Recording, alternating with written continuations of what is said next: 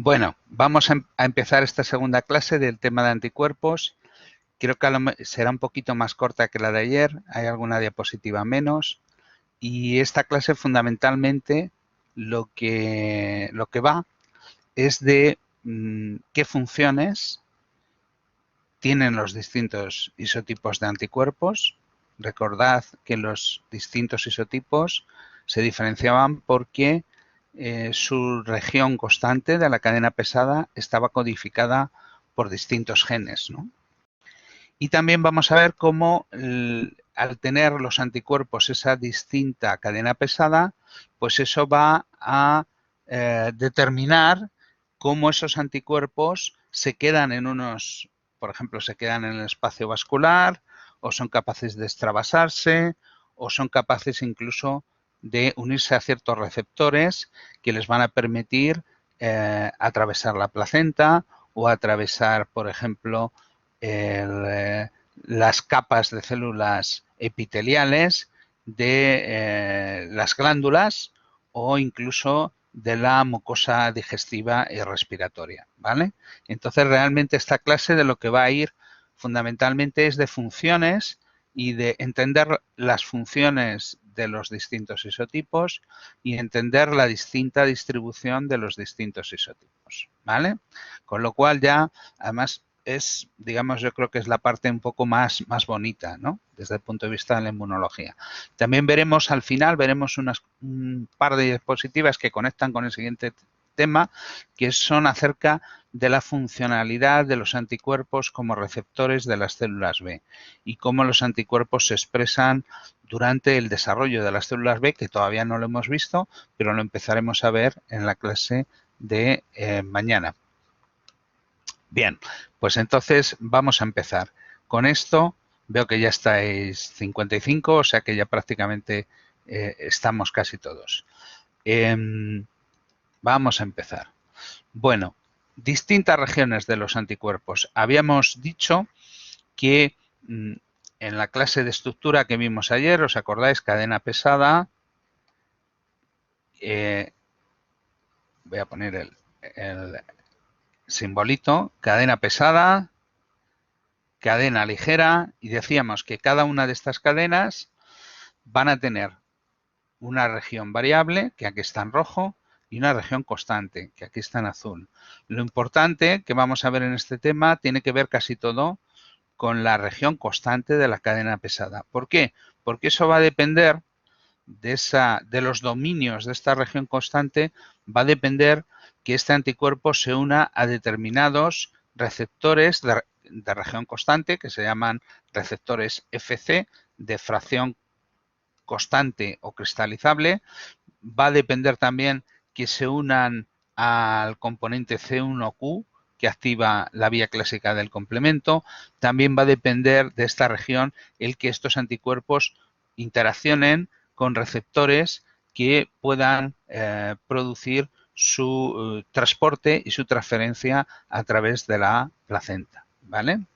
Por tanto, si para decidir qué antígeno une un anticuerpo, lo importante es la secuencia de la región variable, y eso depende de los reordenamientos que se hayan producido en los genes de cadena pesada y de cadena ligera. Lo que va a tener que ver con la función de este anticuerpo que reconoce un determinado antígeno, pues va a depender de cuál sea el isotipo o la cadena pesada del anticuerpo, ¿vale? Y esto también va a determinar no solo cuál va a ser la función del anticuerpo, la función inmunológica, sino también la capacidad que va a tener este anticuerpo de pasar de unos espacios del organismo a otros espacios, ¿vale? Porque también los receptores para el transporte también se van a asociar a esta parte azul. Entre el primer dominio constante y el segundo dominio constante tenemos esta región de bisagra, que básicamente lo que permite es que una misma molécula de anticuerpo que tiene dos lugares de unión al antígeno, pues se pueda unir a antígenos que estén situados a distintas distancias, ¿no? Le da, digamos, flexibilidad para unirse a a más de una molécula de antígeno. Vamos a seguir. Las funciones de los anticuerpos, otro aspecto importante es que se van a desencadenar, pero solo a partir de que el anticuerpo se una al antígeno. Al unirse al antígeno se va a producir un cambio conformacional en la proteína que va a ser transmitido a la región constante de la cadena pesada y eso va a hacer, pues, por ejemplo, que ese anticuerpo, si fuera un anticuerpo que fuera un receptor celular, pues transduzca señal. Si es un anticuerpo secretado, ese cambio conformacional lo que va a hacer es que ese anticuerpo, a partir de ese momento en el que se ha unido al antígeno, pues va a empezar a hacer una función inmunológica. Va a activar aquellos receptores a los que esté unido. Por ejemplo, si es una IgG, estará unida a receptores Fc gamma, ya sabéis las pifias que me hace esta aplicación cuando subo símbolos griegos. También la IgG también activa eficazmente al C1q del complemento. La IgM también es capaz de activar al complemento, a C1q, ¿vale? La IgD, como no se secreta, pues en estado soluble no hace nada. La IgA activaría, al unirse al antígeno que reconoce, activaría receptores de tipo Fc alfa y la IgE pues activaría receptores celulares tipo Fc epsilon. Como estos receptores para IgA, IgE e IgG están en distintas células, dependiendo del anticuerpo que reconozca al antígeno, se van a activar unos tipos de células u otros tipos de células, ¿vale? Otra cuestión importante de los anticuerpos es que son muy variadas. Ya veremos que hay un montón de estas funciones y es decir, lo que va a ocurrir es que unos anticuerpos son mejores para hacer ciertos tipos de respuestas que otros, ¿vale? Pero eso lo que nos va a permitir es que teniendo anticuerpos de distintos isotipos frente a un mismo antígeno, pues podamos atacarle de distinta manera, con distintos mecanismos, ¿vale? Y habrá algunos mecanismos, dependiendo del patógeno, que funcionen mejor que otros. El tercer punto, ya lo hemos comentado anteriormente, es que la función del anticuerpo en casi todos los casos van a depender del isotipo, ¿vale? Ya veremos que hay algún caso, por ejemplo, la capacidad de neutralización, que eso, bueno, realmente pues lo pueden hacer todos, ¿vale? Porque eso depende, si se une al antígeno, depende fundamentalmente de la afinidad de la región variable, ¿no? De la región roja, en este caso. Esta sería la función que pueden tener todos los anticuerpos, que es la de neutralización del antígeno. Pero para esto necesitamos dos cosas. Primero, que el anticuerpo tenga una afinidad química elevada por el antígeno. Dos, que el anticuerpo realmente esté disponible, esté soluble para neutralizar el antígeno. Por tanto, pues tendremos anticuerpos. Si un anticuerpo solo está en la sangre, pues solo podrá neutralizar antígenos en la sangre. Si otro anticuerpo está secretado, pues podrá neutralizar antígenos en la secreción mucosa, ¿vale? Es decir, necesitamos la presencia del anticuerpo para que neutralice el antígeno. Y vamos a ver tres ejemplos importantes. Esta neutralización es importante porque al unirse a las moléculas de antígeno, a las moléculas del patógeno que reconocen, pues pueden hacer varias cosas que pueden ser muy importantes en las infecciones. Pues, por ejemplo, muchas bacterias producen toxinas que se unen a receptores celulares y provocan daño en el organismo, en las células del huésped. Pues bien, si nosotros producimos un anticuerpo que neutraliza esa toxina y esa toxina ya no se puede unir a sus receptores celulares, pues esa toxina, digamos, la hemos neutralizado. Ya no es capaz, ya ha perdido su efecto tóxico, ¿vale? Lo mismo en el caso de los virus.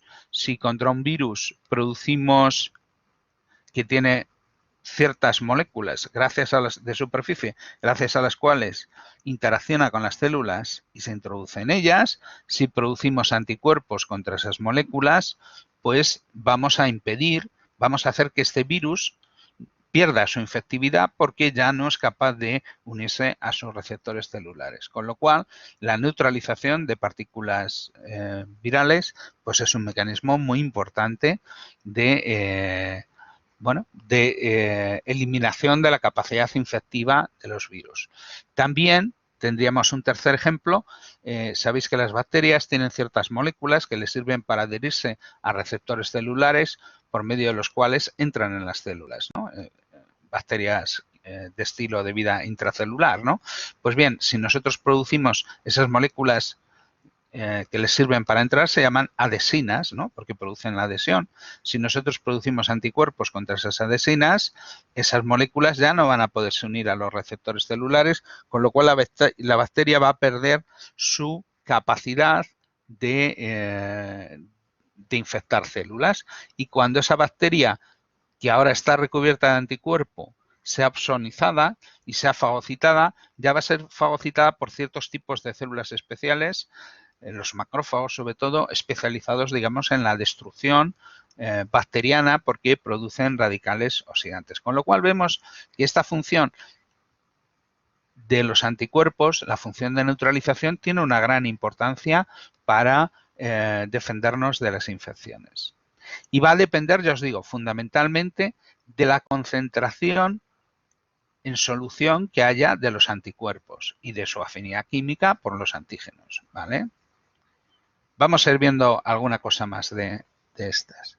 Vamos a ver que hay otra serie de funciones que son específicas, veis que lo he puesto en azul, porque van a depender de la parte azul del anticuerpo que llamamos, la parte, digamos, de la región constante, la parte de la cadena pesada, ¿no? Que caracteriza el isotipo. Y bueno, una de las preguntas que planteabas es que si esto podía ocurrir, que anticuerpos que reconocían un antígeno se podían producir distintos isotipos del mismo. Pues sí, sí que tenemos una célula B que reconoce un antígeno, se expande clonalmente, da lugar a miles, cientos de miles, millones de células B que reconocen el mismo antígeno y algunas de esas células pueden cambiar de isotipo y ponerse a producir Ig, otras se pueden poner a producir IgA, otras se pueden poner a producir IgG1, otras IgG2, otras IgG3, otras IgG4. Es decir, dentro de ese clon se va a producir, digamos, una especialización en producir distintos tipos de anticuerpos. Y al tener eso, es como si tuviéramos distintos tipos, digamos, de munición contra el patógeno, ¿vale? Y dependiendo del patógeno que sea, pues va a ser más sensible a unos tipos de ataque o a otros. Con lo cual, de esta manera vamos a asegurarnos de que al patógeno lo vamos a atacar de varias maneras y de alguna será más eficaz y de esa manera pues lo eliminaremos, ¿vale? De hecho, el sistema inmune lo que hace al final es esto que hablamos de las respuestas TH1, TH2, TH17. Al final lo que hace es seleccionar ciertos mecanismos de respuesta, los isotipos de anticuerpo, que el sistema inmune detecta que son más eficaces contra un patógeno. Ejemplos de esto, pues, por ejemplo, la inmunoglobulina G va a dirigir contra el antígeno células efectoras con receptores Fc gamma y esto incluye los macrófagos, las células dendríticas, los polimorfonucleares. Pues, por ejemplo, estos mecanismos pues, serán eficaces, por ejemplo, contra virus y bacterias extracelulares. La IgE provoca una respuesta de células efectoras con receptor Fc epsilon y esto va a hacer que sean los mastocitos y los eosinófilos las células que reaccionen contra estos patógenos que típicamente son grandes y que por eso no son eficaces. Los fagocitos que hemos mencionado anteriormente no son eficaces y entonces por eso aquí damos otro tipo de respuesta. Y en el caso de que sean patógenos que viven en la luz de las cavidades mucosas, pues ahí vamos a necesitar un anticuerpo distinto que va a ser la IgA, que se va a poder secretar a estas cavidades y que, bueno, pues también va a estimular la acción de ciertos tipos de células que tienen receptores para IgA. Básicamente las células que más receptores para IgA tienen son los eosinófilos. Bien, vamos a proseguir. Vamos a ver un poquito las funciones y vamos a intentar que comprendáis el porqué. Bueno, hemos dicho que la neutralización la hacen todos los tipos de anticuerpos. Y si pensemos que si son además del mismo, se han sido producidos, por ejemplo, por un mismo clon que reconoce el antígeno, la capacidad de cada isotipo de neutralizar antígenos, si la región de unión al antígeno es la misma y tiene la misma afinidad, pues la capacidad de neutralización va a depender fundamentalmente de la concentración que tengan esos anticuerpos, ¿vale? Si estamos en sangre, ¿qué es lo que vamos a tener en sangre? Pues fundamentalmente las inmunoglobulinas de tipo G, la IgA también es bastante frecuente en sangre y la IgM. Y todas estas inmunoglobulinas pues van a tener capacidad de neutralización. Sin embargo, ya veremos que hay la IgD, como no se secreta, pues no neutraliza mucho. La IgE, como ya veremos, se secreta, pero es secuestrada por ciertas células, pues no va a estar disponible, por ejemplo, en la sangre. Sus concentraciones en sangre van a ser muy bajas, con lo cual no va a neutralizar. En el caso de la IgM, ya veremos que también tiene una capacidad de neutralización, aunque la IgM, esto lo entenderemos cuando demos la biología de las células B, la IgM suele tener unas afinidades químicas que son más bajas que las que tienen otros isotipos de anticuerpos. Porque, bueno, ya lo veremos, porque todo eso que os contamos de la hipermutación somática y de conseguir anticuerpos con mayor afinidad, pues eso se refiere fundamentalmente a los anticuerpos de tipo IgG, IgA e IgE, ¿vale? Y esto explica el que el IgM pues tenga menos capacidad, ¿no?, de neutralización que anticuerpos que al final van a acabar teniendo una mayor afinidad química. Esto lo veremos en las dos siguientes clases. Otra actividad importante, la opsonización, es decir, no sé si lo sabéis, pero opsonina significa, en griego, significa salsa.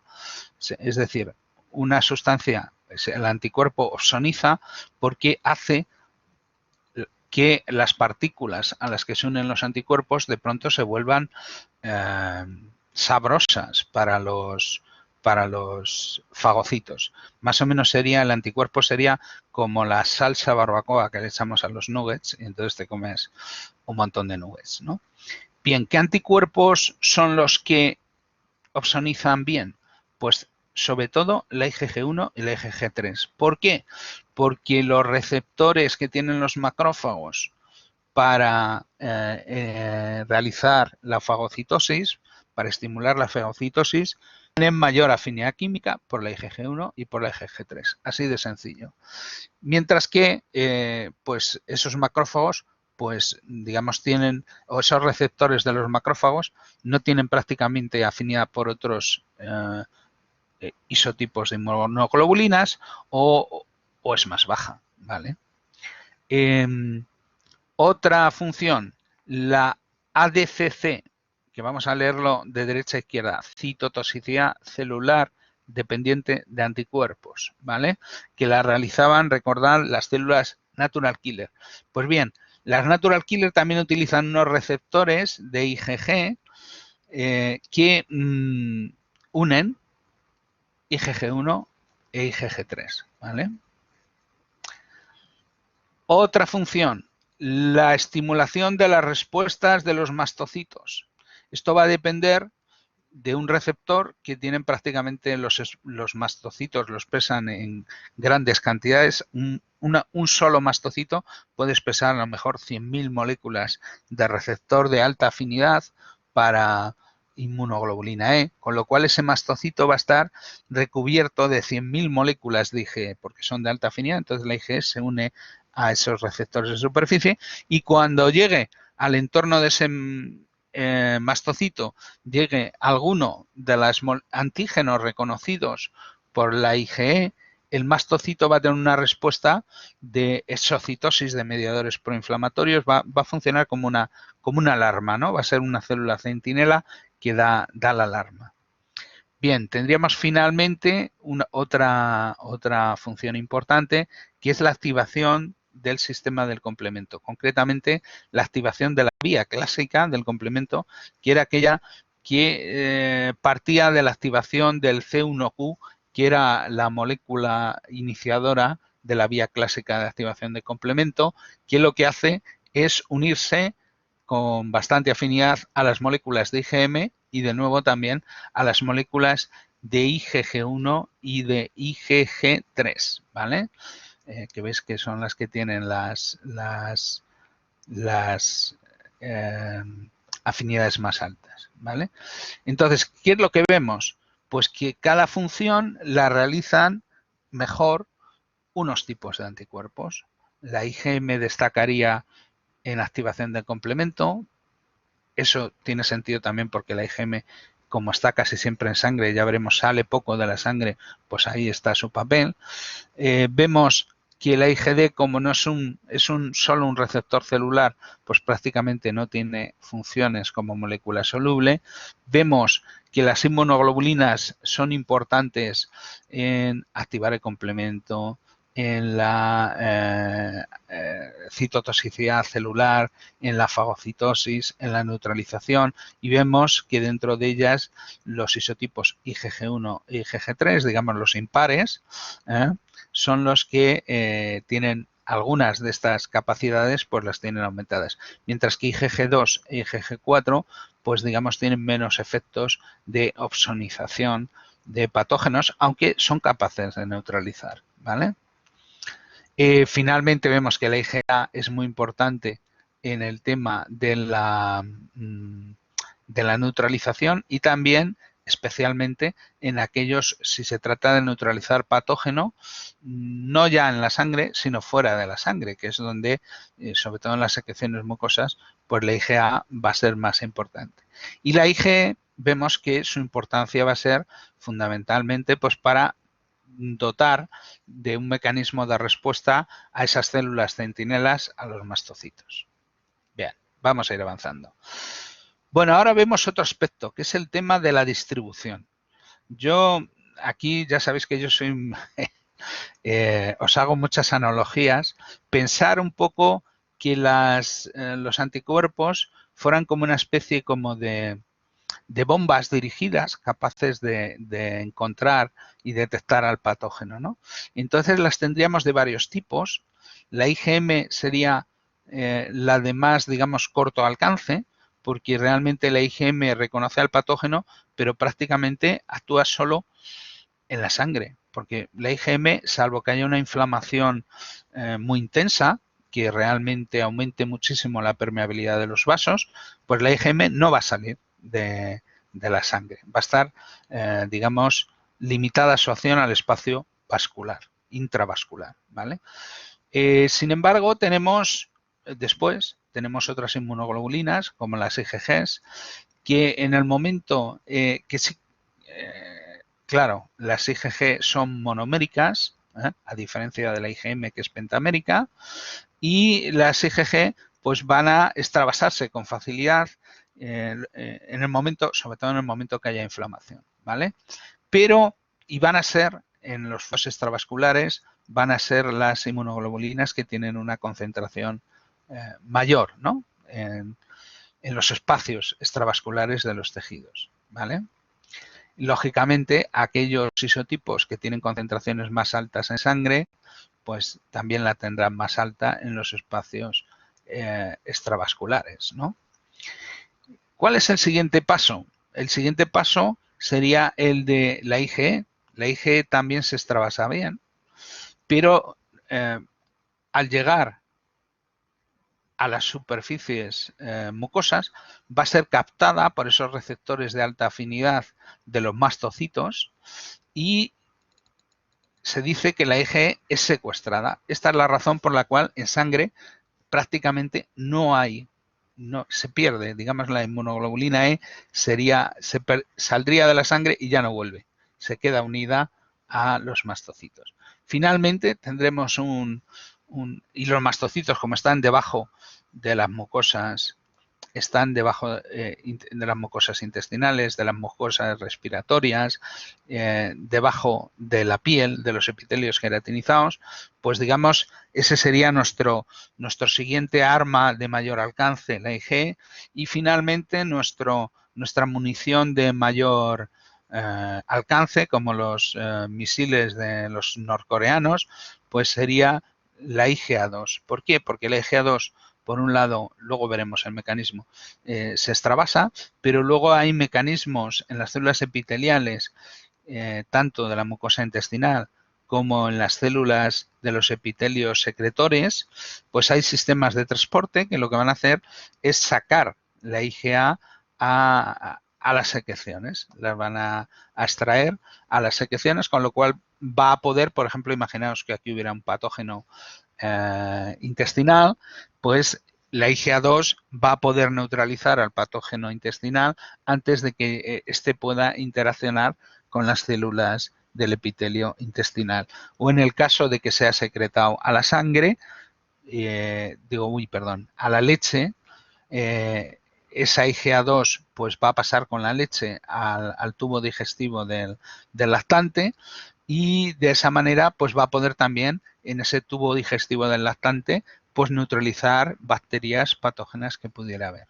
Esta gráfica de abajo muestra cómo las concentraciones en suero, las maltas más altas son las de IgE, luego tendríamos IgM, luego IgA, y cómo en las secreciones esto cambia totalmente. En las secreciones, pues lo que hay más, fijaros que concentraciones tan bajas había de IgA, pues en las secreciones es lo máximo, ¿no? Y la IgG baja mucho porque no tiene esos sistemas de transporte que la saquen a las secreciones.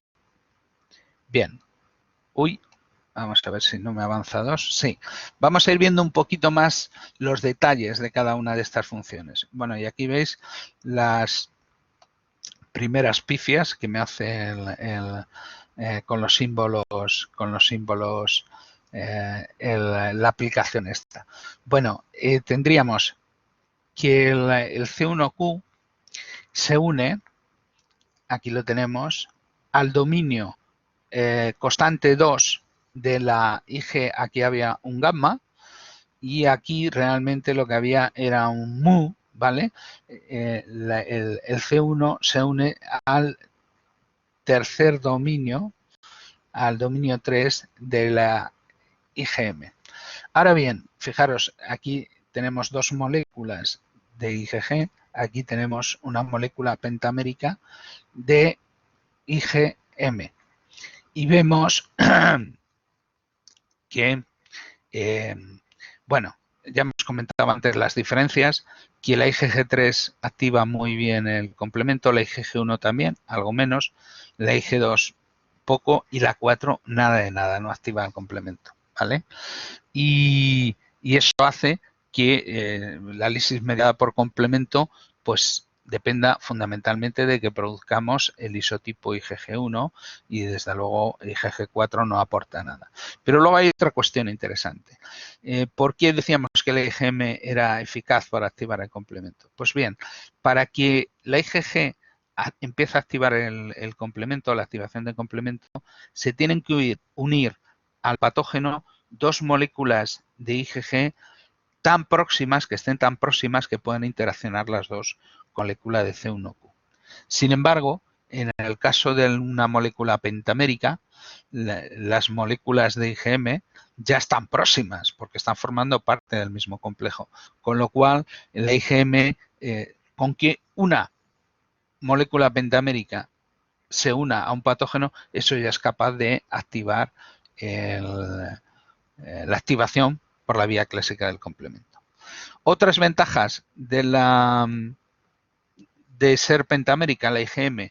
Bueno, antes decíamos, os recordaba que la IgM suele tener porque es el primer tipo de inmunoglobulina que se produce y por tanto no se beneficia de los procesos de hipermutación somática y de selección de anticuerpos con mayor afinidad, pero, y por tanto, suele tener una afinidad por cada centro de unión más baja que en otros isotipos de anticuerpo, pero como la molécula tiene 10 lugares de unión, pues aunque cada uno de ellos tenga una afinidad más baja, pero si tenemos 10, pues se compensa. Es decir, que de esta manera la IgM, el formar pentámeros es una manera de que pueda unirse con mayor afinidad a los patógenos.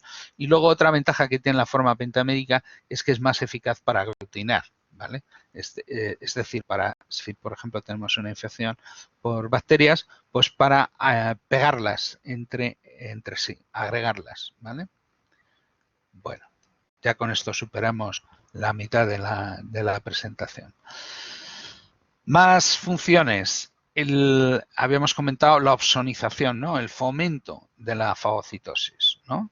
Y esto va a ser sobre todo realmente importante los receptores para Fc gamma que hay en las células, en los fagocitos mononucleares, en los macrófagos, en los monocitos y en los citos polimorfonucleares. Esto es los neutrófilos, que tienen varios receptores para Fc gamma.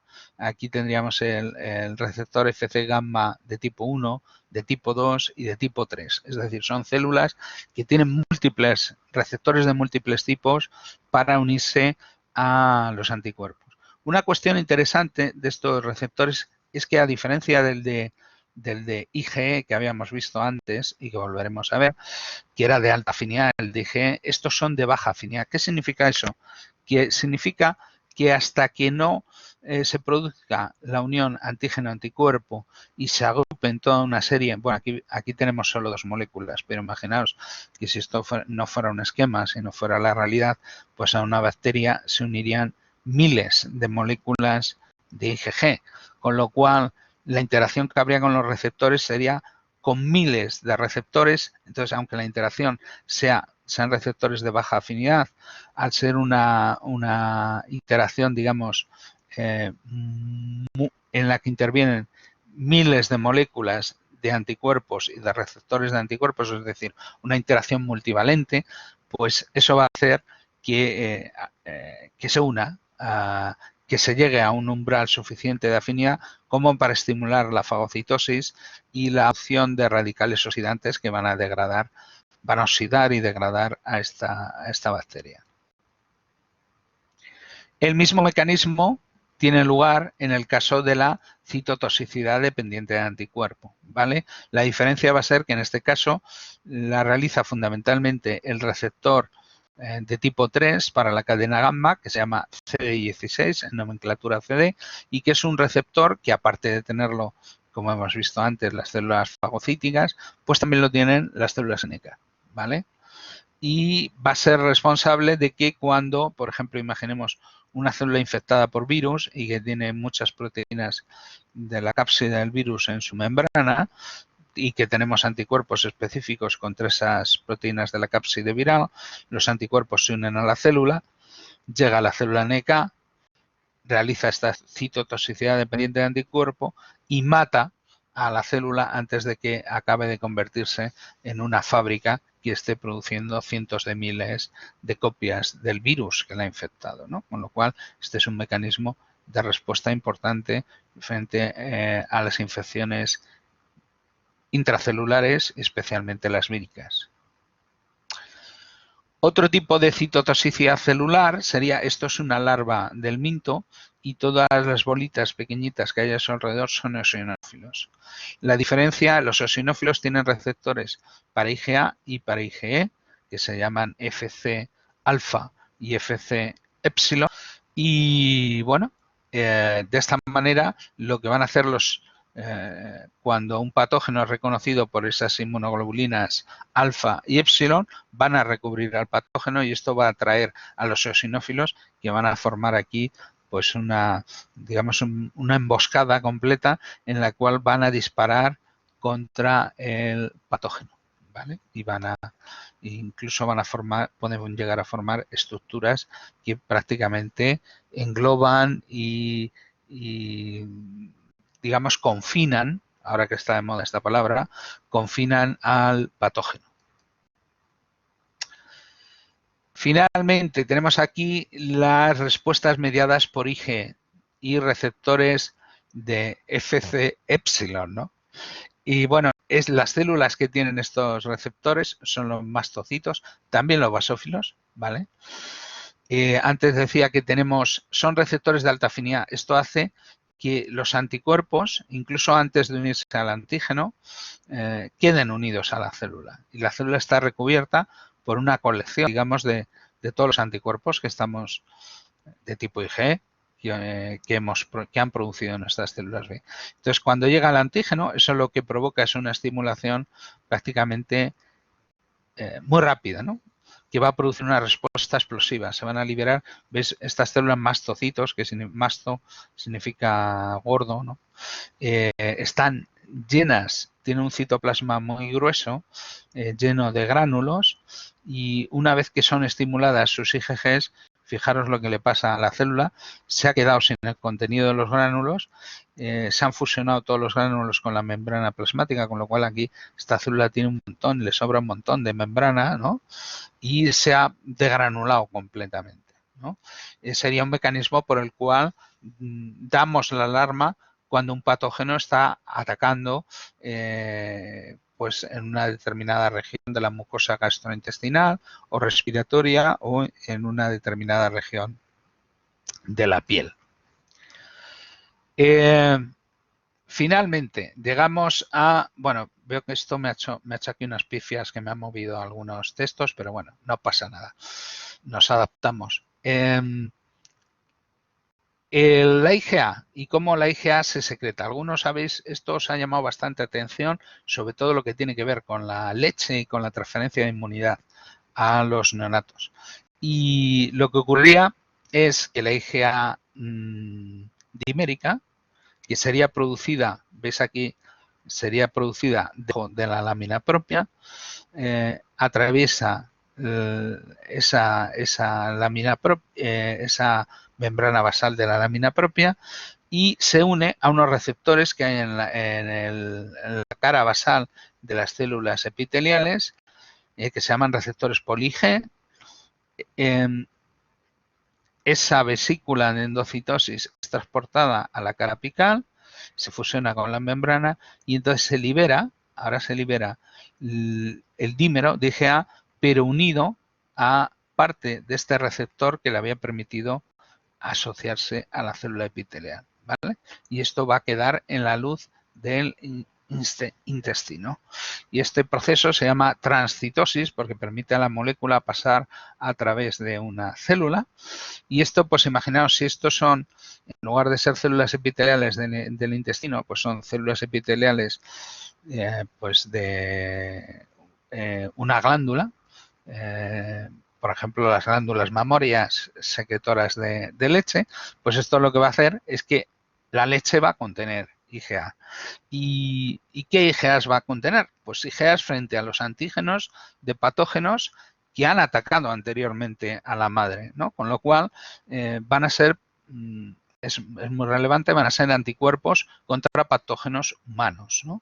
Y esto, por ejemplo, se ha visto que protege, neutraliza a los patógenos en el digestivo de los lactantes y, por ejemplo, se ha visto que esto es muy importante en algunas infecciones de los que pueden sufrir niños bueno, lactantes.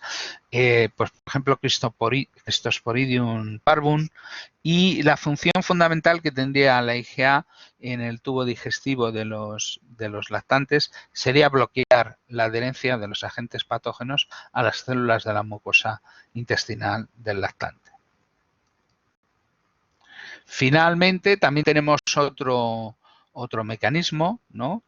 Que era que durante la vida fetal también la IgG puede atravesar la placenta y pasar a la sangre del feto.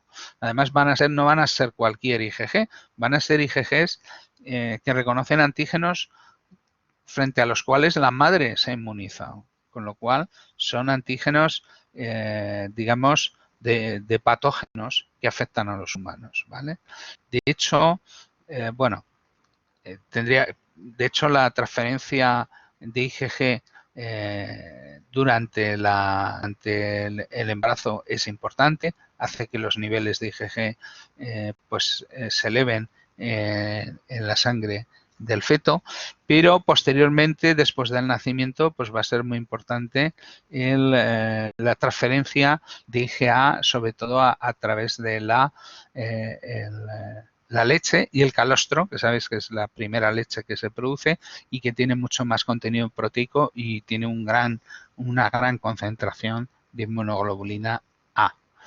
Y bueno, y protegería por un lado la cavidad gastrointestinal del neonato, aunque también las células del epitelio intestinal del neonato pueden captar con receptores inmunoglobulinas de la luz intestinal y transferirlos incluso a la sangre. Con lo cual, esta sería una manera de pasar inmunidad. Lo que pasa que es una inmunidad que va a durar lo que duren las moléculas. Es una inmunidad que no produce una memoria permanente. Bien, esto ya tiene que ver más con el siguiente tema que empezaremos a ver en la clase de mañana, pero es un poco para hacer un poquito de puente, ¿no? Y hemos hablado hasta ahora de anticuerpos como moléculas que producimos contra los patógenos, pero estos anticuerpos son producidos por los linfocitos B. Y aunque hemos hablado de los isotipos, por ejemplo, IgA, IgE, IgG4, IgG3, IgG2, IgG1, pues que al final estos son y la IgM son los isotipos que se van a secretar durante el desarrollo de los linfocitos B, sobre todo durante el desarrollo de unos órganos linfoides primarios, pues va a haber también otros tipos de receptores. Va a haber un receptor que se llama, que no sería un BCR, sino que se llama el pre-BCR, que serían células que han reordenado su cadena pesada, pero todavía no han reordenado su cadena ligera, y entonces la cadena ligera es sustituida por una cadenas proteicas sustitutas, que sustituyen a la cadena que luego se reordenará a la cadena ligera y eso ya dará lugar a la IgM. La IgD, que hemos visto que no tiene importancia como molécula secretada, sí que va a tener una importancia como receptor de la célula B madura. Las células B maduras expresan IgM e IgD, ¿vale? Expresan los dos tipos de inmunoglobulinas. Y luego, al sufrir cambios de isotipo, ya pasarán o bien a producir solo IgM, solo producir IgA, solo producir IgE, solo producir IgG1, solo producir IgG2, solo IgG3 o solo IgG4, ¿vale? Pero bueno, el tema del desarrollo de las células B lo vamos a ver pues a partir de mañana y creo que seguiremos el próximo lunes, en la clase del lunes de la próxima semana acabaremos ya con las células B.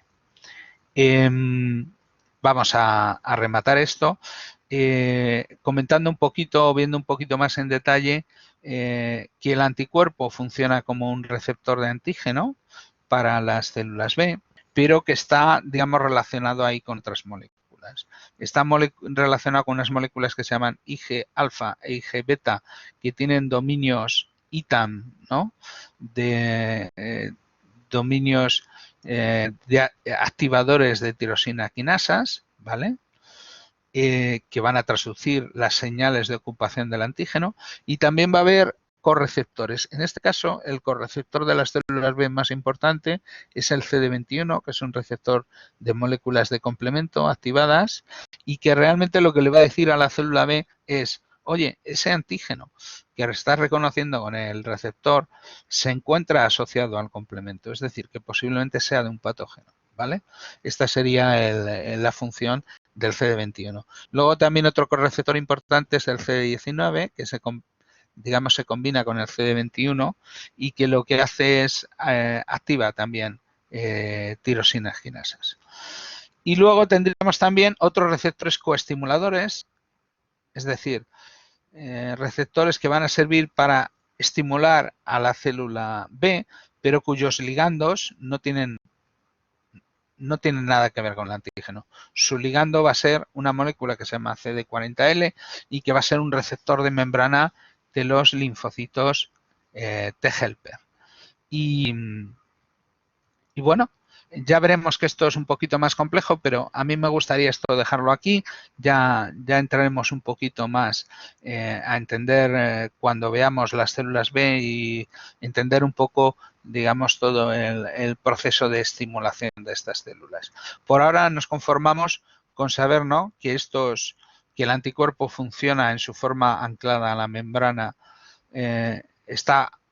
forma complejos con otras proteínas IGA-alfa y IgB que le ayudan a transducir señal de activación al interior de la célula B. Esto va a hacer que esta célula B, sobre todo si obtiene señales de confirmación a través del CD21, del receptor de complemento, pues que esta célula B empiece a proliferar y que empiece incluso su proceso de diferenciación hacia célula secretora de anticuerpos, hacia célula plasmática.